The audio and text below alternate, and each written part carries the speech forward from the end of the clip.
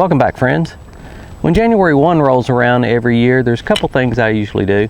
First thing is to change out all the batteries and the smoke detectors throughout the house, and then I go out and do the same thing for the RV plus the carbon monoxide detector battery. The other thing I do is I go through all my first aid kits, and we've got 3 vehicles, and then the RV, and then the backpack. And I go through all those first aid kits and I rotate out all the ibuprofen and all the aspirin, and then I check the date codes on the Benadryl and the Imodium, swap out the Neosporin, and swap out the antiseptic wipes. And that way I feel my first aid kits are ready to go for another year, and I feel like there's fresh, usable product in there. When I was checking out my first aid kit in the truck, I remembered I had this in there sitting right next to it, and this is a little a survival kit that I made out of a Klean Kanteen that I had laying around that I hadn't been using. And what I'd done is, I just had some stuff laying in the closet one day, and I said, it might be a good idea to have some sort of little survival kit there in the truck in case I'm out, in the middle of nowhere one time and have a problem with my vehicle. Say you're lucky enough to live on some BLM land in Colorado or Utah or something like that. I got a friend of mine that lives in Colorado. Man, she's got a hidey hole back in the middle of nowhere, and she goes back there and practices bushcraft, hangs out for a couple days, shoots her guns and stuff. But she goes back to her truck, and you hit the ignition, bam, you snap a serpentine belt, you're stuck. So, and she has no cell service out there either, she told me. So unless you told somebody, hey, if you don't hear from me by 6 p.m. send out the cavalry, then it's up to you to get out of there. So you might want to have some things laying around, and I thought it was a good idea to put something like that together. The other thing I did was I didn't buy anything. This is all stuff that I had laying around. Old stainless steel GSI Glacier cup, this 40-ounce Klean Kanteen wide mouth container. Great stuff. I'm just not using it anymore. I'm using lighter weight stuff. So I wanted to put it to use. And that's what I did, and I built this around the 5 C's of survival, which are pretty much the 5 C's of common sense if you ask me, and that's cutting, cordage, cover, container, and combustion. Those are all common sense items, and if you make sure you have all those things at the ready, whether you have a little bug out bag or whatever in your vehicle, if you have those 5 things, then you're going to be in pretty good shape. And so what I did, obviously we have one of the C's right here. We've got 2 containers, and then I started to build from there. I went through my gear closet and I just started gathering stuff up. I had a couple emergency blankets, I got plenty of cordage, there's an extra multi-tool laying there, and I just started getting all this stuff out, and I sat down at the dining room table with a glass of wine and started getting after it. And to tell you the truth, I didn't go crazy about trying to pack stuff in here. I got all that stuff in there plus a little more, and still got room for more.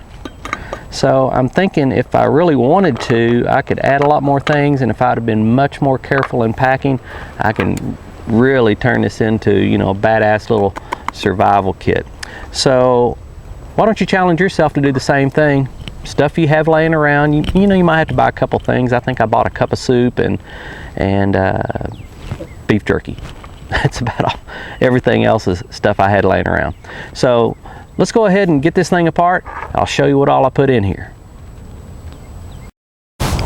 Okay, I think we got all of our items laid out here out of our Klean Kanteen survival kit. Starting off with our GSI Stainless Steel Mug. Inside there I put a couple cone-shaped coffee filters and some heavy-duty foil. You can use those filters for getting rid of all the big nasties before you boil your water to make sure it's nice and clean.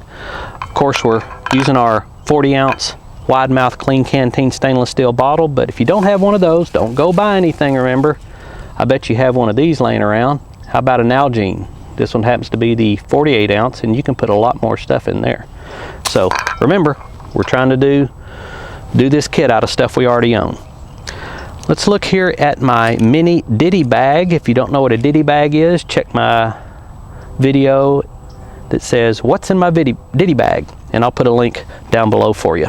But I just took a small little Ziploc, threw all these little small items in there that really don't have a home, but they don't need to be floating around. I want to keep them in one place, and that's what I put in my mini Ditty Bag.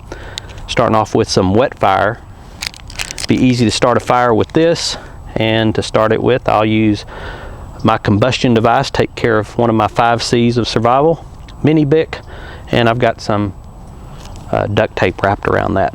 Also, in case my mini Bic dies, I've got a small fire steel, water purification tabs, just because I had some laying around, votive candle that I cut down to about half the size, makes it smaller.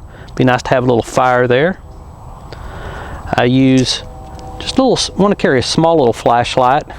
This one happens to be a one single AAA. In addition to, I also had this one from Academy, I think was on sale for $1.99. 6 LEDs. It'll clip on the brim of your cap. You can use it as a headlamp or just a regular flashlight. And this thing's pretty bright and it lasts forever. Here's something that I really like, and that's bread ties. They're free, and they make great clothespins if you need to hang up some wet clothes close to the fire to try to get them warm. Single use crazy glue. Say you got about a 3-inch gash there in your leg, you need to close that up, stop the bleeding, there you are. Little small carabiner, oh, see the summit, came with my spork. So I attached some safety pins to it, threw it in my Ditty Bag. Stainless steel wire, bunch of uses for that. I'm thinking about wrapping it around, a piece of it around the neck of my Klean Kanteen and making a bail that I can hang over a fire to boil water with. That's what I'm thinking about there. So that is everything in my mini Ditty Bag. I had this Buck multi-tool laying around. I know it's not a $100 Leatherman, but it is pretty nice, made in America. It has about 10 tools on it, and there's one more of this 5 C's of survival, my cutting tool. Of course, I'm already going to have 2 knives on me anyway, but this will just be an additional one. Everybody has one of these $3 ponchos. Throw one of those in there.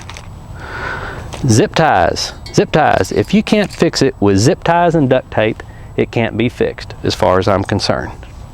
Safety whistle.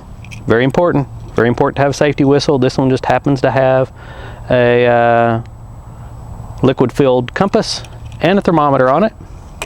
Another of the 5 C's, cordage. I got about 15-20 feet of 550 paracord, high vis of course, because I tend to walk into stuff, so that's why I have that. Live in Texas, we got big skeeters here, so I got some Mosquito repellent wipes, of course with DEET. As far as food is going to be concerned, I'm going to put a cup of soup in there. The one I had in there was dead, so it was old. But I still got another year left on these beef steaks. It's kind of like beef jerky, except thicker and juicier. Got a spork. Just happened to be one of those dollar ones you get from Academy or REI or something laying around, so I threw it in there. And more food-wise, I've got a couple Starbucks Vias, so I can make 2 cups of coffee, and then I've got some sweetener as well. Knock out another one of my 5 C's here. This will be my cover. People seem to give me these things for some reason, but sole emergency blanket. I can wrap myself up, keep myself warm, or I can tie it up and make a little lean-to shelter if I need to. Had a couple chem lights laying around, so I threw one in there as well. Hot hands. I've also got the bigger version, but these are the smaller ones, the hand warmers, and these things do work and they do last. I know at least 8 hours because I've used them, but these are super small, super thin, and so that's why I threw those in there. One of the other important things is this bandana, and I like to use the high-vis ones, either this fluorescent green, yellow, or orange. I just think they make better signaling devices, and if you're using this kit, you probably need someone to find you. So I think it just works better than, say, red or your favorite Harley Davidson bandana. You might say, well, how come you don't have a first aid kit in there?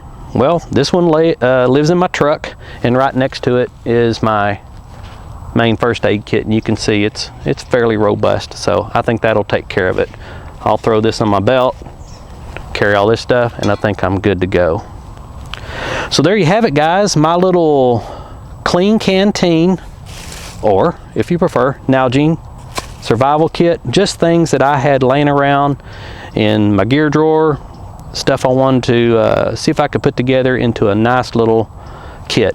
And tell you the truth, I had a lot of room left over and I didn't really pay much attention how I packed it.